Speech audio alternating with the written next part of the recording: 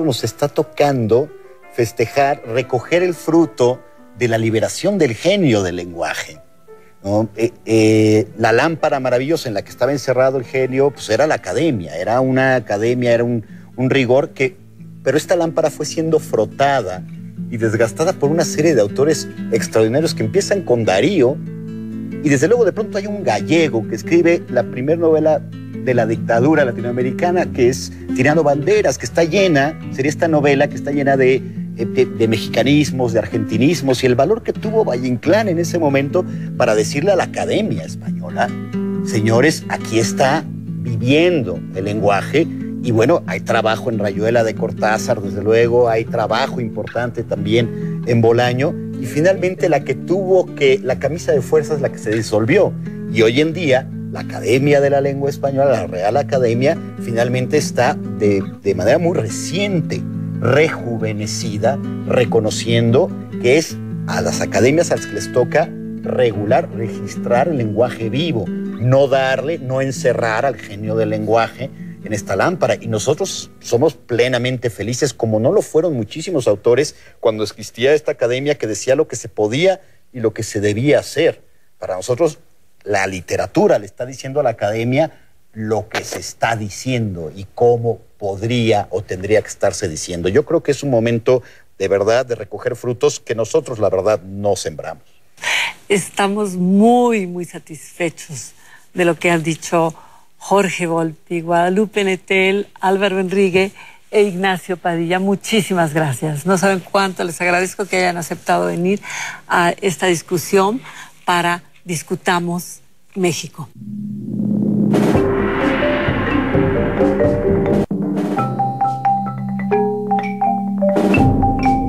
¿Qué tal? ¿Cómo están? Bienvenidos a una emisión más de Discutamos México. Yo soy Nicolás Alvarado, soy el moderador invitado a esta emisión. Y hoy se supone que vamos a hablar de 200 años de cuento y novela, de narrativa, preferiría yo decir en general, en México. 200 años de narrativa mexicana.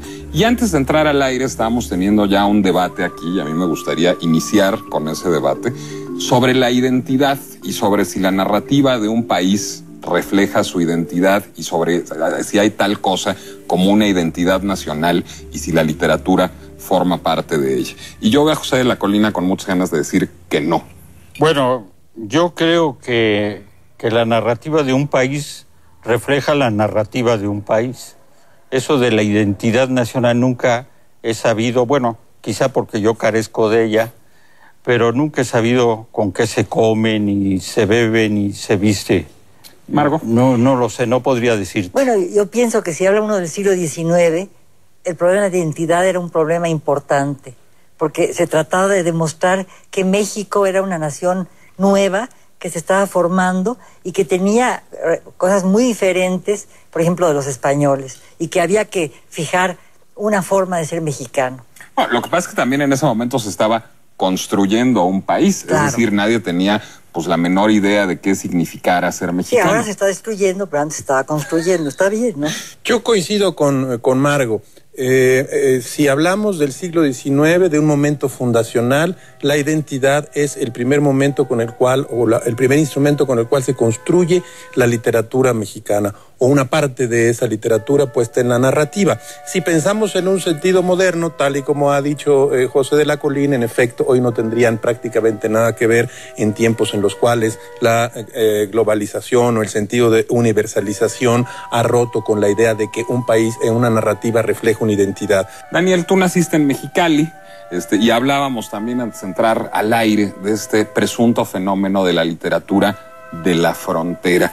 ¿Existe tal cosa? Bueno, tampoco lo sé muy bien.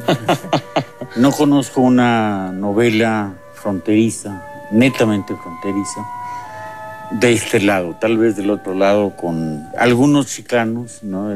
Pero de este lado no hay quien haya escrito una novela fronteriza.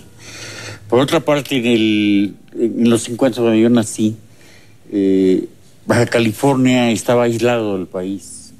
Para poder acceder a México, digamos a Sonora, había que pasar por Arizona y luego bajar a México. Para comunicarse a la Ciudad de México, había que primero comunicarse a Los Ángeles, y de ahí nos comunicaban o sea, era un territorio aislado, no era el otro México. La cultura del maíz yo la conocí a los 10 años, no sabía lo que eran los tamales, las tortillas, todo lo que se hace con maíz. Entonces mi identidad era, me decían que era mexicano porque no estaba del otro lado de la frontera, pero yo nunca pude vislumbrar siquiera un poco lo de la identidad. Decir que era baja californiano, pues también es un despropósito, ¿no? Volviendo a este asunto de la identidad nacional, yo creo que eso sí puede ser un problema histórico, que es un episodio de un país en que es necesario, pero en literatura yo no encuentro que haya algo parecido. Entonces, digamos, en el 19 se establece una discusión muy importante que luego se define a finales del siglo, siempre con miras a esa posible identidad mexicana. Pero si hablamos del siglo XX, si hablamos de una Arreola o si hablamos de un Rulfo, aunque Rulfo está totalmente vinculado a una región del país, etcétera, pues yo creo que no es el problema que se plantea, el problema de identidad. Creo que el 19, como decía también Rafa, pues sí es muy, muy importante replantearse ese problema como se lo planteaba la gente que escribía en ese momento. Las memorias de mis tiempos de Prieto, pues, o la musa callejera, ¿no? O todo ese tipo de cancionero de Prieto, o las cosas de Ignacio Ramírez, ¿no? El nigromante, creo que son fundamentalmente enfocadas a ese problema de la nacionalidad mexicana, de ese país que se está gestando, que se está creando, y ellos mismos hicieron posible ese país, ¿no? Porque en esa época los que hacían literatura hacían el país también, ¿no? O sea, están inventando la nación. Margo está haciendo un breve y muy preciso recorrido en donde dice, bueno, Lizardi sí funda algo y sí hay una búsqueda de mexicanidad y hay una búsqueda de identidad. Más adelante nos dice, vienen viene desde luego Inclán, viene la novela Astucia, el país está en peligro de desaparecer, y yo diría, no solo es un problema histórico, sino es también un problema literario. Quienes escribían, que no solo eran escritores, toda la generación liberal es una generación que se caracteriza casi por la maldición de los dones, podían ser políticos, podían ser militares, podían ser secretarios de economía, poetas, es decir, tenían la espada y la pluma. Esta generación da el último momento, el último perfil a esa mexicanidad, y un poco adelante, ya digamos en 1880, surge el primer momento de lo que quizás José de la Colina, quiero interpretar, está pensando, es decir, cuando surge la primera línea modernista, el primer momento en el cual Gutiérrez Nájera despide a Ignacio Manuel Altamirano y dice, ha terminado la literatura mexicana como un esfuerzo de mexicanidad e identidad, y empieza su momento universal. Y se pone la mirada en Francia. Inmediatamente empieza el hechizo francés para toda la generación de modernistas mexicanos, tanto poetas como narradores. Todo esto habría sido imposible sin eso que se llamaban los periódicos del siglo XIX. Yo quiero decir una cosa, pero sé que Daniel quiere decir una antes. Yo lo extendería también a la novela de la Revolución Mexicana, la revolucionalidad.